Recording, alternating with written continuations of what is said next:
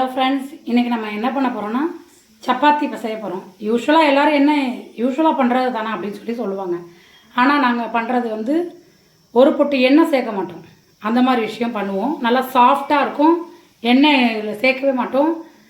நல்லது, உங்களுக்கு நல்லாயிருக்கும், உங்களுக்கு சாஃப்டாக இருக்கும். இதில் தேவையான அளவு உங்களுக்கு மாவு எடுத்துக்கோங்க. அதில் தேவையான அளவு உப்பு போட்டுக்குவோம். நாங்கள் எங்களோட சப்பாத்தி மாவில் நாங்கள் எப்பயுமே என்ன சேர்ப்போம்னா கஸ்தூரி மெத்தி சேர்ப்போங்க. நல்லா வாசனையாக சூப்பராக இருக்குங்க, அவ்வளோ சாஃப்டாக இருக்குங்க. அந்த கஸ்தூரி மெத்தி போட்டு செய்கிறப்ப சப்பாத்தி அவ்வளோ டேஸ்டியாக இருக்குங்க, வாசனையாக இருக்கும், டேஸ்டியாக இருக்கும்.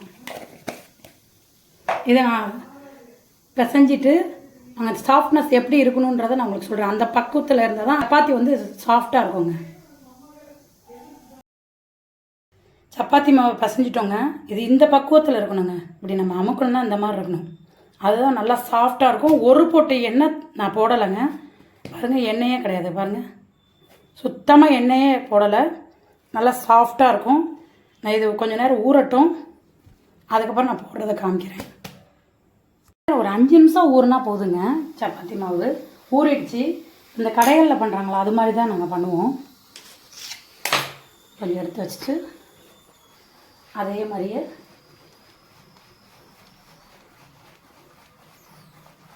நல்லா உருட்டிக்குவோம்.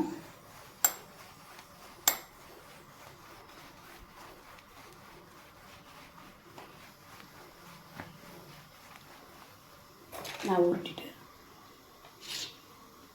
நம்மளுக்கு எந்த அளவு பிள்ளைங்க குட்டியாக சாப்பிடுவாங்கன்னா குட்டியாக இது பண்ணுங்கள், பெருசாக சாப்பிடுவாங்கன்னா பெருசாக பண்ணுங்கள்.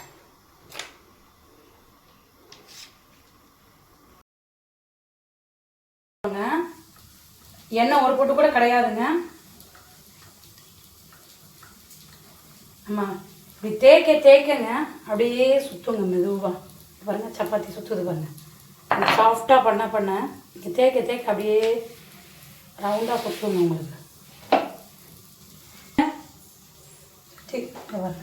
சாஃப்டாக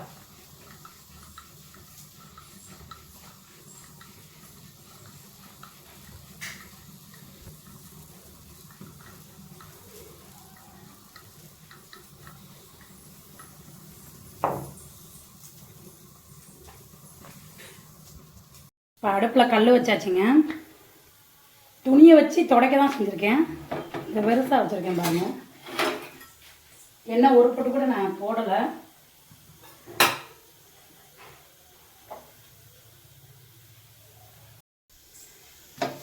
இந்த பாருங்கள், லைட்டாக பபிள்ஸாக வருதுங்களா? இப்போ திருப்பிடுங்க. பபிள்ஸ் வருதுங்களா? இங்கே பாருங்கள், ஒரு பொட்டு எண்ணெய் சேர்க்கலைங்க அதில். சப்பாத்தியில் நான் பிசைகிறப்பையும் சேர்க்கலைங்க, இப்போ நான் சுடுறப்பையும் சேர்க்கலைனுங்க. அப்படியே புசுன்னு வருதுங்களா? அப்படியே சாஃப்டாக இருக்குங்க.